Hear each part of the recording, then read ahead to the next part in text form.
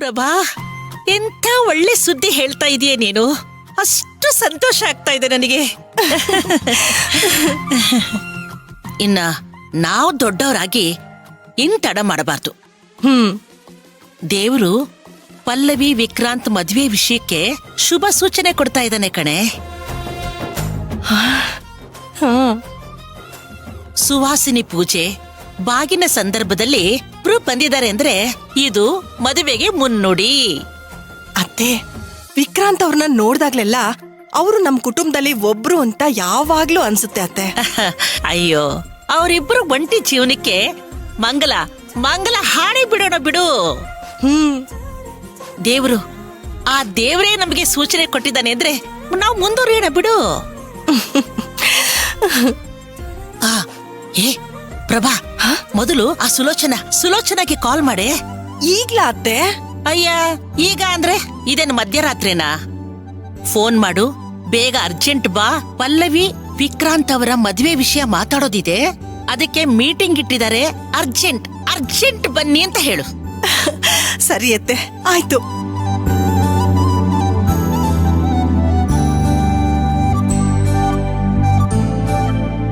ತೇಜು, ಎಷ್ಟು ಸಲ ಕರೆಯೋದು ನಿನ್ನ?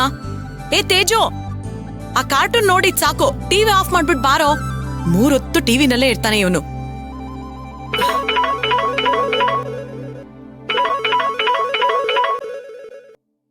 ಪ್ರಭಾ ಅವರು. ಹಲೋ, ಹೇಳಿ ಪ್ರಭಾ ಅವರೇ, ಹೇಗಿದ್ದೀರಾ? ಅಯ್ಯೋ, ನಾನಾ ಫಸ್ಟ್ ಕ್ಲಾಸ್ ಆಗಿದ್ದೀನಿ. ನೀವ್ ಹೇಗಿದ್ದೀರಾ? ನಾನು ಚೆನ್ನಾಗಿದ್ದೀನಿ. ಏನ್ ಸಮಾಚಾರ? ಫೋನ್ ಮಾಡ್ಬಿಟ್ಟಿದ್ದೀರಾ? ನಮ್ಮತ್ತೆ ನೀವು ನಮ್ಮನೆಗೆ ಅರ್ಜೆಂಟಾಗಿ ಬರ್ಬೇಕು ಅಂತ ಹೇಳ್ತಿದ್ದಾರೆ. ಬರ್ಲೇಬೇಕಂತೆ. ಅಲ್ಲ ಪ್ರಭಾ ಅವರೇ, ಮೊನ್ನೆ ತಾನೇ ಬಂದ್ ಹೋಗಿದ್ದೀನಿ. ಬರೀ ನಾನೇ ಬರ್ತಿರ್ಬೇಕಾ? ನೀವು ಬನ್ನಿ ನಮ್ಮನೆಗೆ. ನೀವು ನಾಳೆ ನಮ್ಮತ್ತೆ ನಡೆಸೋ ಮೀಟಿಂಗ್ ಅನ್ನ ಬಂದ್ ಅಟೆಂಡ್ ಮಾಡಿ. ನೆಕ್ಸ್ಟ್ ನಿಮ್ ಮನೆಗ್ ನಾವು ಬರ್ತಾನೆ ಇರ್ತೀವಿ. ನಾಳೆ ಬನ್ನಿ, ನಮ್ಮತ್ತೆ ಮೀಟಿಂಗ್ ಅಟೆಂಡ್ ಮಾಡಿ. ಮೀಟಿಂಗಾ? ಏನ್ ವಿಷಯ? ಇವತ್ತು ವಾರ್ಡೆನಲ್ಲಿ ಸುಹಾಸಿನಿ ಪೂಜೆ ಇತ್ತು. ಅಲ್ಲಿಗೆ ನಿಮ್ ಮಗ ವಿಕ್ರಾಂತ್ ಕೂಡ ಬಂದಿದ್ರು.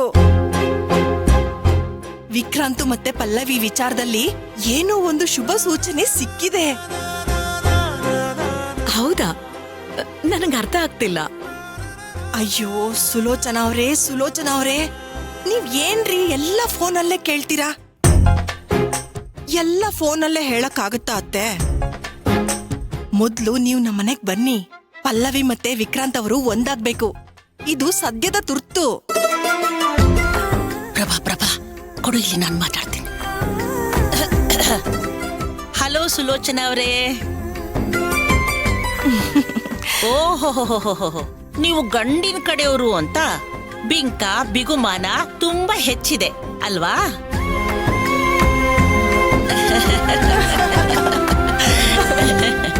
ಇಲ್ಲಪ್ಪ, ಸುಮ್ನೆ ತಮಾಷೆ ಮಾಡ್ದೆ ಕಣ್ರಿ. ಅಮ್ಮ, ನಮ್ ಆಸೆ ಆಲೋಚನೆ ಎಲ್ಲ ಒಂದೇ, ಪಲ್ಲವಿ ವಿಕ್ರಾಂತು ಒಂದಾಗ್ಬೇಕು ಅಂತ. ನನ್ಗಂತೂ ವಿಕ್ರಾಂತು ಒಂಟಿಯಾಗಿರೋದನ್ನ ನೋಡೋಕಾಗ್ತಿಲ್ಲ. ತಾಯಿಲ್ಲ ತೇಜು ನೋಡ್ದಾಗೆಲ್ಲ ಮನ್ಸಿಗೆ ನೋವಾಗತ್ತೆ. ಸುಲೋಚನಾ, ನಮ್ ಮನಸ್ಥಿತಿ ಕೂಡ ನಿಮ್ ಹಾಗೆ ಇದೆ. ಪಲ್ಲವಿ ವಿಕ್ರಾಂತ್ ಇಬ್ರು ಕೂಡ ತುಂಬಾ ಒಳ್ಳೆ ಸ್ವಭಾವದವರು. ಆದ್ರೆ ಅವ್ರ ಜೀವನ ಒಳ್ಳೆ ರೀತಿಯಿಂದ ಸಾಗ್ತಾ ಇಲ್ಲ ರೀ. ಸುಲೋಚನಾ, ದೊಡ್ಡವರಾಗಿ ನಾವೆಲ್ಲ ಸೇರಿ ಅವರಿಬ್ಬರನ್ನ ಒಂದು ಮಾಡ್ಲೇಬೇಕು. ನೀವು ನಾಳೆ ನಮ್ಮ ಮನೆಗ್ ಬನ್ನಿ, ಕೂತ್ಕೊಂಡು ವಿಸ್ತಾರವಾಗಿ ಮಾತಾಡೋಣ, ಆಯ್ತಾ? ನೀವ್ ಅನ್ಕೊಂಡಷ್ಟು ಸುಲಭ ಅಲ್ಲ ಅನ್ನಿಸ್ತಿದೆ ನನ್ಗೆ. ಯಾಕಾಗಲ್ಲ ನೋಡಿ, ನಮ್ಮೆಲ್ಲರ ಉದ್ದೇಶ ತುಂಬಾ ಒಳ್ಳೇದೇ ಇದೆ, ಒಳ್ಳೇದೇ ಆಗುತ್ತೆ. ಅದು ವಿಕ್ರಾಂತ್ ಮದ್ವೆ ವಿಷಯ ಮಾತಾಡ್ಬಾರ್ದು ಅಂತ ತಾಕೀತ್ ಮಾಡಿದಾನೆ. ಅಯ್ಯೋ ಅತ್ತೆ, ಏನಾಯ್ತು? ತುಂಬಾ ಸ್ಟ್ರಿಕ್ಟ್ ಆಗಿ ಹೇಳಿದಾನಮ್ಮ. ಅಯ್ಯೋ ಸುಲೋಚನಾ, ಮದುವೆ ವಿಷಯದಲ್ಲಿ ಮೊದ್ಲು ಎಲ್ರೂ ಹಾಗೆ ಇರ್ತಾರೆ. ಪಳಗಿಸಿ ನಮ್ ದಾರಿಗೆ ತರಬೇಕು. ಅದಕ್ಕೊಂದು ಒಳ್ಳೆ ಉಪಾಯ ನಾವು ಮಾಡ್ಲೇಬೇಕು. ನಿಮಗ್ ಗೊತ್ತಿಲ್ಲಮ್ಮ, ವಿಕ್ರಾಂತನ್ ಹಠ ಏನು ಅಂತ ನನಗ್ ಚೆನ್ನಾಗ್ ಗೊತ್ತು. ಹಠ ಪಟ ಗಾಳಿಪಟ ಎಲ್ಲ ನಮ್ ಕೈನಲ್ಲೇ ಇದೆ.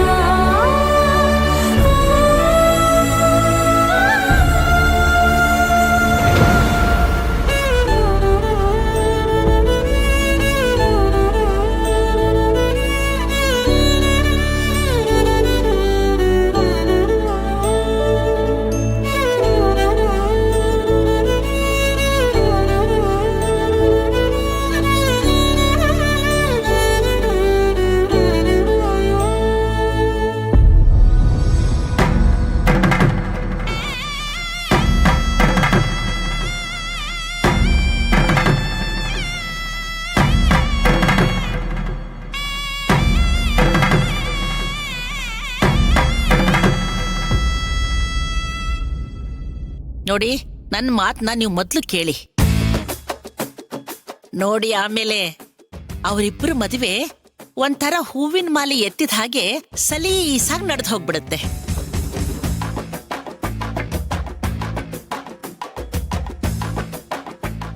ಗಂಡಿನ ನೆರಳು, ಹೆಣ್ಣಿನ ಸೂರು ಪುರಾಣ ಕಾಲದಿಂದಲೂ ನಡ್ಕೊಂಡು ಬಂದಿರೋದೇ ಹೀಗೆ.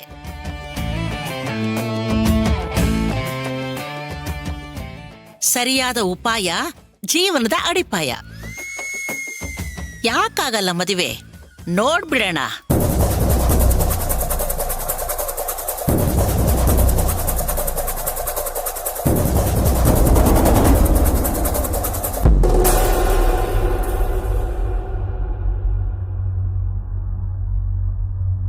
ಚೆಕ್ಕಿಂಗ್ ಇನ್ಸ್ಪೆಕ್ಟರ್ ಬಂದ್ರು ಮತ್ತೆ ಮಾತಾಡ್ತೀನಿ.